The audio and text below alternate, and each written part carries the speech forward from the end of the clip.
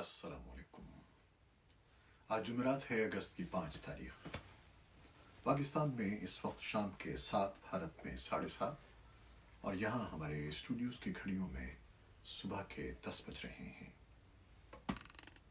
Voice of America, Washington کی میں ہوں خالد حمید، خبروں کے ایک بلیٹن کے ساتھ۔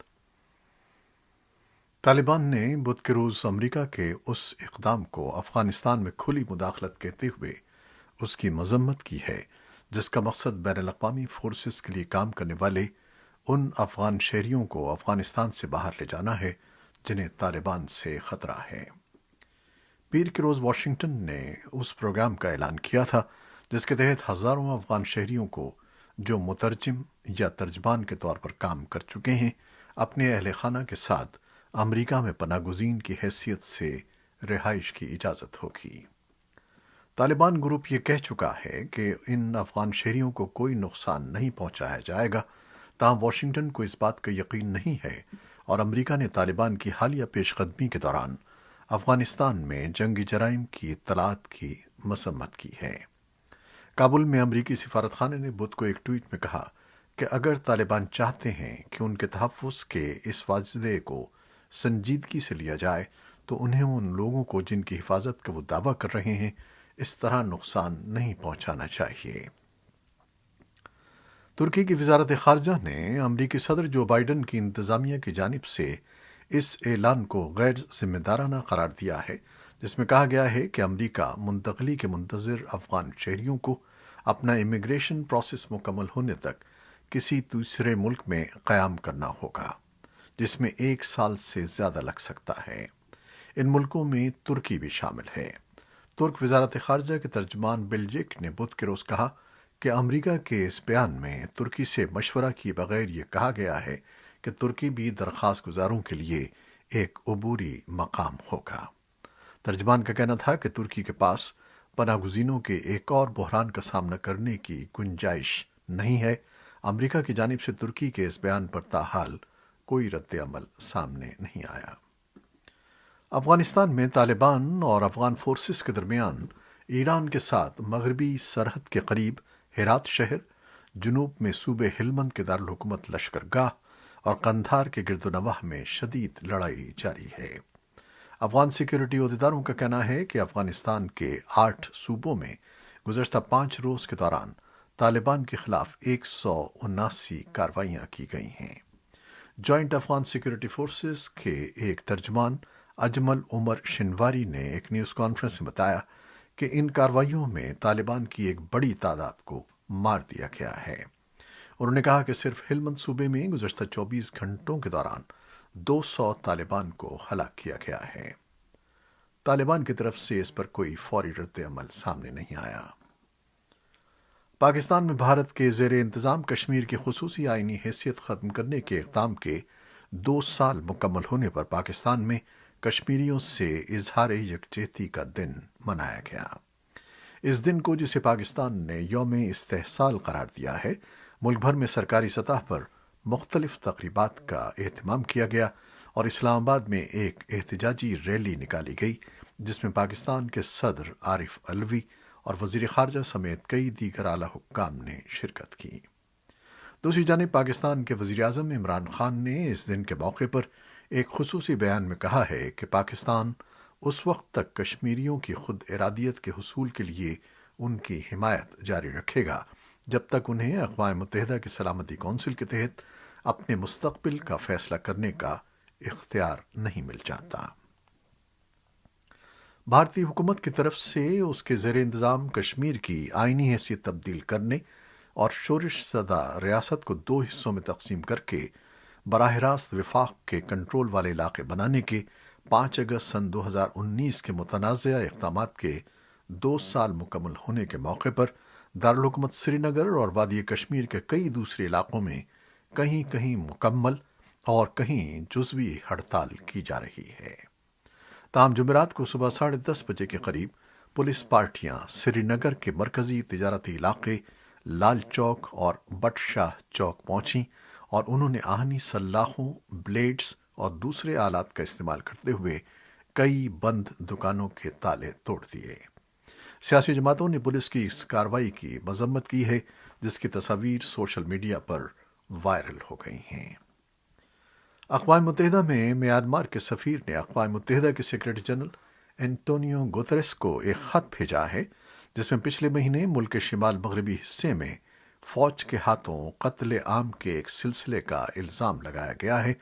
اقوام متحدہ میں میانمار کے مشن نے منگل کے روز یہ خط فیس بک پر پوسٹ کیا ہے۔ کیا مو تن نے خط میں لکھا ہے کہ فوج نے جولائی کے شروع میں کانی دیہات میں 16 افراد کو اذیتیں دے کر قتل کیا، اور جس کے بعد 10,000 لوگ علاقے سے فرار ہو گئے۔ مہینے کے اختتام کے قریب زیپن گاؤں کے قریب سیکیورٹی فورسز اور مقامی جنگجوؤں کے درمیان لڑائی کے بعد 13 لاشیں ملی ہیں۔ کیا مو تن نے مزید لکھا کہ کیچانگ تھا تھک گاؤں کے 11 افراد کو قتل کر کے آگ میں جلا دیا گیا۔ سفیر میانمار کی اس منتخب سویلین حکومت کی نمائندگی کرتے ہیں جس کا تختہ فوج نے فروری میں الٹ دیا تھا۔ فوج کا کہنا ہے کہ اس نے کیا مو تن کو برطرف کر دیا تھا، لیکن اقوام متحدہ نے فوج کے اقتدار کو قبول نہیں کیا ہے اور سفیر کی عالمی ادارے میں ملک کی نمائندگی برقرار ہے۔ سفیر کا کہنا ہے کہ فوج کی طرف سے اذیت رسانی، قتل عام اور گرفتاریوں کے کم ہونے کے کوئی آثار نہیں ہیں، اور اقوام متحدہ اور سلامتی کونسل کو فوج پر اسلحے کی پابندیاں لگانی چاہیے۔ امریکی محکمہ خارجہ میں صف اول کی دوسری اعلیٰ سفارتکار نائب وزیر خارجہ وینڈی شرمن نے بدھ کے روز میانمار کی جلا وطن حکومت کے ایک اہلکار سے بات کی ہے۔ یہ کسی امریکی عہدیدار کا میانمار کے جمہوری طور پر منتخب حکومت کا تختہ الٹنے والی فوجی جنرلز کی انتظامیہ کے مخالفین سے پہلا ایسا رابطہ ہے جس کے بارے میں بتایا گیا ہے۔ امریکی محکمہ خارجہ نے بتایا ہے کہ شرمن نے زن مار آنگ سے بات کی ہے، جو میانمار کی خود ساختہ نیشنل یونٹی گورنمنٹ کے مقرر کردہ وزیر خارجہ ہیں۔ امریکی عہدیداروں نے بدھ کے روز پینٹاگون کے اس پولیس آفیسر کو شناخت کر لیا ہے جسے ایک روز پہلے ٹرانزٹ اسٹیشن کی عمارت کے باہر چاقو مار کر ہلاک کر دیا گیا تھا، اور اس شخص کے ماضی کے حالات جاننے کی کوشش کی جا رہی ہے جس نے ان کے بقول یہ حملہ کیا اور موقع پر ہی ہلاک ہو گیا۔ حفاظت کے ذمہ دار پینٹاگون کی ایک ایجنسی کا کہنا ہے کہ ہلاک ہونے والا افسر نیو یارک کا باسی جارج گونزالیس تھا، جو عراق میں خدمات انجام دینے والا سابق فوجی تھا، اور 3 سال پہلے ہی اس نے پولیس فورس میں شمولیت اختیار کی تھی۔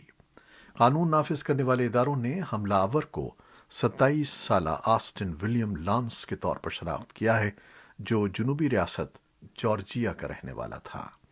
لانس کو اکتوبر 2012 میں امریکی میرین کور میں رجسٹر کیا گیا تھا، لیکن 1 ماہ بعد انتظامی وجوہات پر علیحدہ کر دیا گیا، اور کور کا کہنا ہے کہ وہ کبھی میرین کا ٹائٹل حاصل نہیں کر سکا۔ آن لائن عدالتی ریکارڈ کے مطابق لانس کو اپریل میں جارجیا پولیس نے مجرمانہ سرگرمیوں میں گرفتار کر لیا تھا۔ اس کو پولیس پر حملے کے علیحدہ الزامات کا بھی سامنا تھا۔ وزیر دفاع لائیڈ آسٹن نے ہلاک ہونے والے پولیس آفیسر کے پسماندگان سے تعزیت کا اظہار کیا ہے اور آفیسر کی خدمات کو سراہا ہے جس نے اپنے فرائض کی ادائیگی کے دوران جان دی۔ ایران میں انتہائی قدامت پسند نئے صدر ابراہیم رئیسی آج جمعرات کے دن اپنا عہدہ باضابطہ طور پر سنبھال رہے ہیں۔ انہوں نے جون کے مہینے میں انتخابات میں زبردست کامیابی حاصل کی تھی، تاہم الیکشن میں ووٹروں کی کم تعداد نے حصہ لیا تھا۔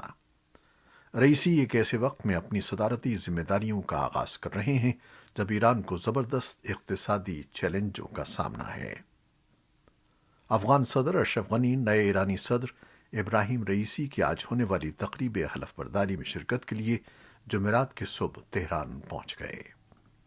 اسرائیل کے نو منتخب وزیر اعظم نفتالی بینٹ نے کہا ہے کہ ان کا ملک بحیرہ عرب میں آئل ٹینکر پر ایران کے مبینہ حملے کے خلاف جوابی کارروائی کرے گا۔ بینٹ نے منگل کے روز شمالی اسرائیل میں فوجی عہدیداروں کے ساتھ ملاقات کے دوران کہا کہ ایرانی رہنما پورے مشرق وسطی میں آگ بھڑکا کر تہران میں سکون سے نہیں بیٹھ سکتے۔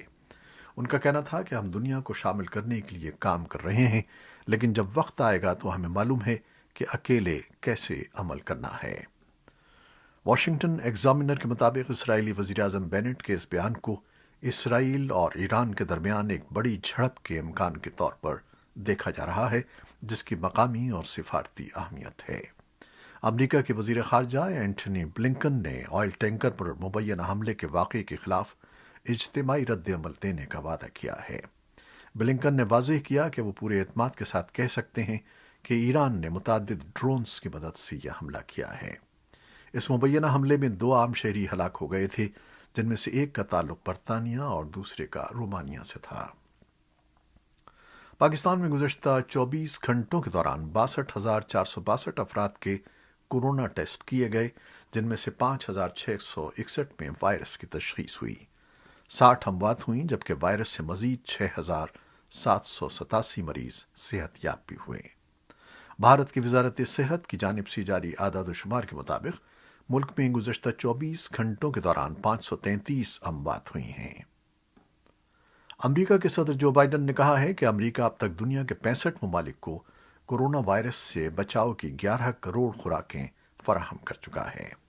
منگل کو وائٹ ہاؤس میں صحافیوں سے گفتگو کرتے ہوئے صدر بائیڈن نے کہا کہ یہ امداد روس اور چین سمیت ویکسین عطیہ کرنے والے 24 ممالک سے بھی زیادہ ہے۔ وائٹ ہاؤس کے ایک عہدیدار نے کہا ہے کہ بائیڈن انتظامیہ اس سلسلے میں ابتدائی اقدامات کر رہی ہے کہ امریکہ آنے والے تمام لوگوں کے لیے کورونا ویکسین لگے ہونا لازم قرار دے دیا جائے۔ یہ شرط ان اقدامات کا حصہ ہے جو انتظامیہ غیر ملکی شہریوں پر امریکہ میں داخلے کی سفری پابندیاں مرحلہ وار کم کرنے کے لیے کر رہی ہے۔ یہ تھی وہ خبریں جو فیس بک لائیو پر ہم نے آپ کے لیے پیش کی۔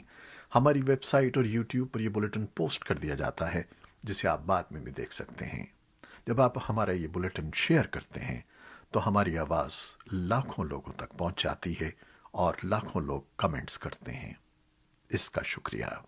خالد حمید کو اب اجازت دیجیے گا۔ اللہ حافظ۔